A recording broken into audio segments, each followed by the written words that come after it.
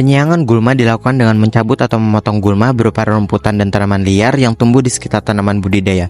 Tujuan dari penyiangan ini adalah untuk mengurai kompetisi antara gulma dan tanaman padi dalam hal penyerapan nutrisi, air, dan sinar matahari.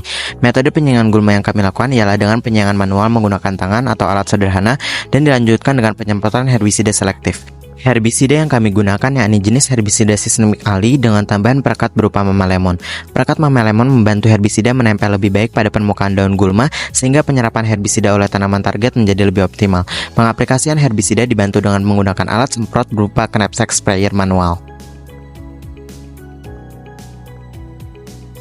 Untuk memastikan pertumbuhan optimal, pemupukan padi dengan pupuk urea dan pupuk NPK adalah langkah penting dalam pertanian. Pemupukan ini dilakukan dengan metode sebar, di mana pupuk didistribusikan secara merata di atas permukaan tanah sekitar tanaman padi. Tujuan pemupukan ini adalah untuk menyediakan unsur hara penting yang dibutuhkan oleh tanaman padi untuk pertumbuhan dan perkembangan yang optimal. Pupuk diberikan dengan hati-hati untuk memastikan distribusi yang merata dan menghindar pemupukan berlebih yang dapat merusak tanaman. Pengamatan morfologi diamati pada sebagian sampel tanaman padi. Kegiatan awal yang dilakukan yakni membedakan antara batang utama dan anakan pertama. Batang utama diikat dengan pita berwarna pink pada bagian pangkal tanaman padi, sedangkan anakan pertama diikat dengan pita berwarna kuning. Adapun variabel pengamatan yang dilakukan untuk pengamatan morfologi ialah panjang tanaman, jumlah anakan, dan jumlah daun pada batang utama. Pengukuran panjang tanaman dilakukan menggunakan penggaris kayu dengan cara menegakkan tanaman dan mengukur dari pangkal hingga ujung daun terpanjang. Sedangkan untuk jumlah anakan dilakukan dengan menghitung jumlah semua batang yang ada dalam satu rumpun tanaman padi, kemudian dikurangi dengan batang utama. Penggunaan pestisida adalah salah satu metode untuk mengendalikan hama pada tanaman padi. Proses penerapan pestisida ini dilakukan dengan penyemprotan menggunakan sprayer, di mana pestisida dilarutkan dalam air dan kemudian dimasukkan ke dalam tangki sprayer. Setelah itu, pestisida disemprotkan ke seluruh area tanaman padi, di mana penyemprotan dilakukan pada pagi hari atau sore hari ketika stomata atau pori-pori daun sedang terbuka, sehingga bahan aktif dalam pestisida dapat diserap oleh jaringan tanaman.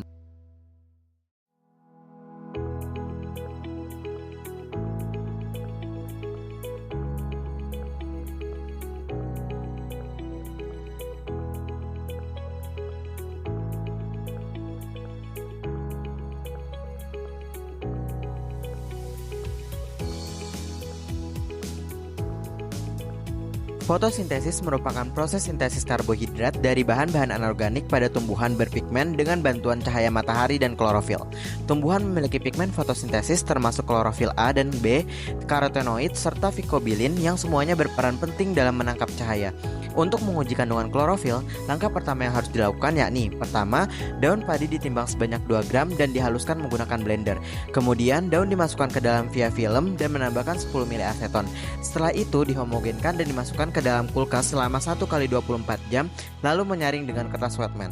1 ml larutan dimasukkan ke dalam tabung reaksi dan ditambahkan 9 ml aseton. Larutan dimasukkan ke dalam cuvette. Setelah itu cuvette dimasukkan ke dalam spektrofotometer dengan panjang gelombang 645, 663, dan 470. Terakhir mencatat hasil dan menghitung nilai klorofil A dan B serta karotenoid.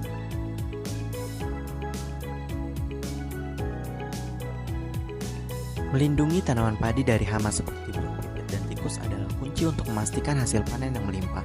Salah satu cara efektif adalah dengan memasang jaring pelindung di sekitar area penanaman. Untuk pemasangan jaring pelindung, hal yang perlu dilakukan yakni: pertama, pasang tiang penyangga dengan kokoh, lalu rentangkan jaring pelindung dan ikat dengan kuat. Pastikan tidak ada celah sehingga hama tidak bisa masuk. Penting juga untuk melakukan perawatan rutin seperti pemeriksaan dan memperbaiki jaring yang rusak. Dengan begitu, tanaman padi tetap terlindungi dari serangan hama. Jaring yang terpasang dengan baik bukan hanya melindungi dari hama, tetapi juga dari angin kencang dan hujan lebat, sehingga padi tumbuh lebih sehat dan produktif. Dengan menjaga jaring pelindung, kita dapat meningkatkan produktivitas padi dan mendukung pertanian yang lebih efisien.